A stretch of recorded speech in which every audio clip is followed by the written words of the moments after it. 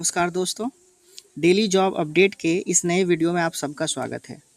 तो आज हम लोग बिहार एसएससी की एक बहुत बड़ी वैकेंसी जो 2025 में आई है, 23,157 पदों की ये वैकेंसी है और ये वैकेंसी जो बिहार गवर्नमेंट के थ्रू निकाली गई है।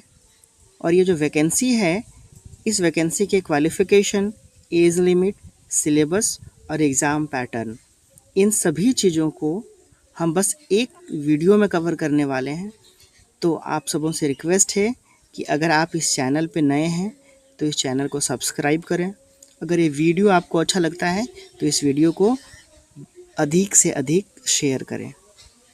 तो चलिए अब इस वीडियो को बिना देर किए हम स्टार्ट करते हैं।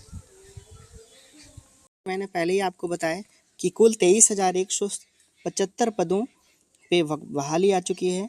ये वैकेंसी आई हुई देख सकते हैं आप, इस जगह पे लिखा हुआ है second inter level recruitment 2023 reopen online form 2025 four 23,175 post, यानी 23,175 पदों पे ये बहाली आ चुकी है। और ये सेकंड इंटर लेवल एग्जामिनेशन जो 2023 की बहाली आई थी, उसी में कुछ सीटों को लगभग 10,000 सीटों को बढ़ा करके 23,175 सीटें कर दी गई है। तो चलिए सबसे पहले हम इसके एज को देखते हैं कि इसमें एज क्या रखा गया है। तो इसमें आप देख सकते हैं कि एज जो है आपका मिनिमम 18 ईयर्स रखा गया है और मैक्सिमम एज जो जनरल कैटेगरी के कैंडिडेट होंगे मेल कैटेगरी के, उनका रखा गया है 37, यानी मिनिमम जो एज होने वाली है 18 साल और आपकी मैक्सिमम एज होने वाली है 37 साल। अगर आप जनरल कैटेगरी से, ओपन कैटेगरी से अगर आप मेल कैंडिडेट हैं तो, अगर फीमेल के लिए 40 साल में अगर वो जनरल कैटेगरी से हैं तो, और बीसी ईबीसी मेल या फीमेल कैटेगरी के हैं फिर भी आपको 40 साल ही दिया गया है। और अगर आप एससी एसटी कैटेगरी से हैं तो आप 42 साल तक इस फॉर्म को अप्लाई कर सकते हैं। इस फॉर्म का जो स्टार्टिंग डेट रखा गया है वो 15 अक्टूबर से रखा गया है और इस फॉर्म का जो एंडिंग डेट रखा गया है वो है 27 नवंबर, यानी आपके पास 1 महीने से ज़्यादा का टाइम है। और इस बीच में, इस ड्यूरेशन के अंतराल आप अपने फॉर्म को ईज़िली फिल कर सकते हैं। तो दोस्तों, जैसा कि आपको मैंने पहले ही बताया कि 15 अक्टूबर से 27 नवंबर के बीच आप अपने इस फॉर्म को फिल कर दें। तो चलिए अब इसके हम एग्ज़ाम पैटर्न के बारे में और इसके क्वालिफ़िकेशन के बारे में जानते हैं। क्वालिफ़िकेशन आप इस वीडियो में भी देख सकते हैं, यहाँ पे भी देख सकते हैं। जैसा कि क्वालिफ़िकेशन में दिख रहा है कि इस जगह पे 10+2 इंटरमीडिएट मिनिमम रखा गया है। मिनिमम का मतलब कि कम से कम अगर आप +2 यानी आप इंटरमीडिएट क्वालिफाई कैंडिडेट हैं, चाहे वो आप किसी भी स्ट्रीम से पास आउट हो, चाहे वो इंटरमीडिएट ऑफ आर्ट्स हो, आप आईएससी के कैंडिडेट हों या आप आईकॉम के कैंडिडेट हों, यानी कोई भी स्ट्रीम से अगर आप पास आउट हैं तो इस फॉर्म को आप भर सकते हैं। यहाँ देख सकते हैं आप कि टोटल पहले जो वैकेंसी आई थी बिहार गवर्नमेंट ने, वो 12,199 पदों पे आई थी जो 2023 में आई थी।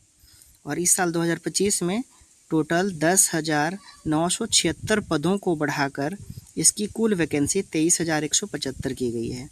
और यहाँ पे आप देख सकते हैं अलग अलग बहुत सारे डिपार्टमेंट में वैकेंसी आपको देखने को मिल रहा है, जिसमें एलडीसी के बहुत सारे पोस्ट हैं, लेबर रिसोर्सेज डिपार्टमेंट में, होम डिपार्टमेंट में, एक्साइज में, रोड कंस्ट्रक्शन डिपार्टमेंट में। तो अलग अलग डिपार्टमेंट में अलग अलग क्लर्क लेवल की वैकेंसी है और इनको कंबाइंड करके, इनको मर्ज करके बिहार एसएससी जो है यानी बिहार स्टाफ सिलेक्शन कमीशन को दिया गया है और वो इसका एग्ज़ाम कंडक्ट करवाएगी और इसका रिज़ल्ट भी फाइनल आउट करके और अलग अलग डिपार्टमेंट में क्लर्क को सेंड करेंगी, भेजेंगी और उनको वहाँ पे अपॉइंट करेंगी।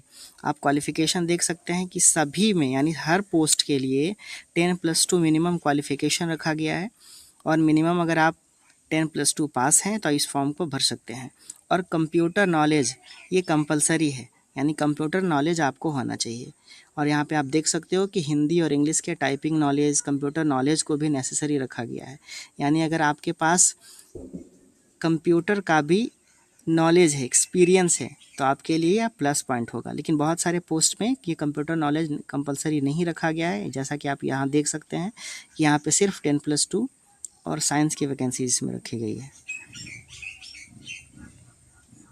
और चलिए हम अब आगे बढ़ते हैं। अब इसमें जानते हैं कि इसमें क्या एग्ज़ाम का पैटर्न रखा गया है।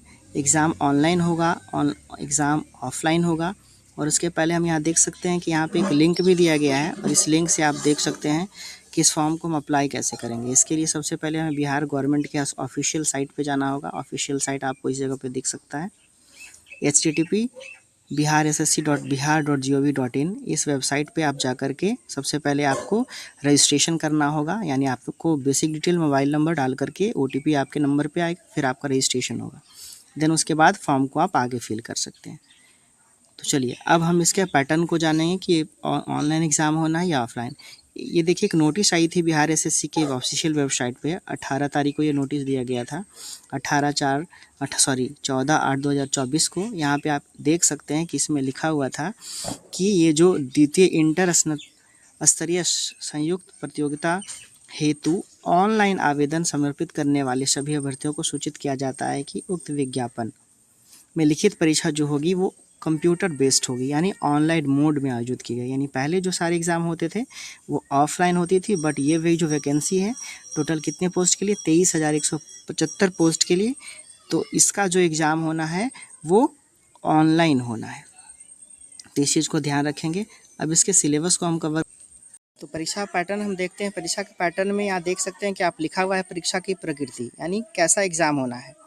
ये सिंगल बेस्ड एग्ज़ाम होना है, यानी OMR बेस्ड ऑनलाइन एग्ज़ाम होना है, और इसमें स्टेज कितने होने हैं ये सभी आप इस पेज में देख सकते हो। इस पेज में आपको लिखा हुआ है इसकी एक जो नियमावली 2010 बनाई गई है उसके अनुसार 40,000 अगर आवेदन प्राप्त होते हैं तो प्रारंभिक परीक्षा आयोजित की जाएगी। लेकिन अगर इसमें आवेदन की जो टोटल लिस्टिंग होगी, जो सूची होगी, आवेदन अभ्यर्थियों की सूची होगी, वो अगर 5 गुना के बराबर होगी, यानी वैकेंसी की 5 गुना, तो एक से ज़्यादा स्टेज में एग्ज़ाम लिया जा सकता है।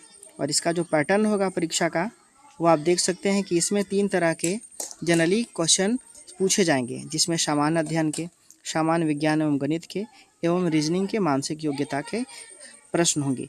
टोटल प्रश्नों की संख्या जो होगी 150 होगी, और टोटल जो टाइम दिया जाएगा आपको, कुल समय जो दिया जाएगा 2 घंटा 15 मिनट का होगा।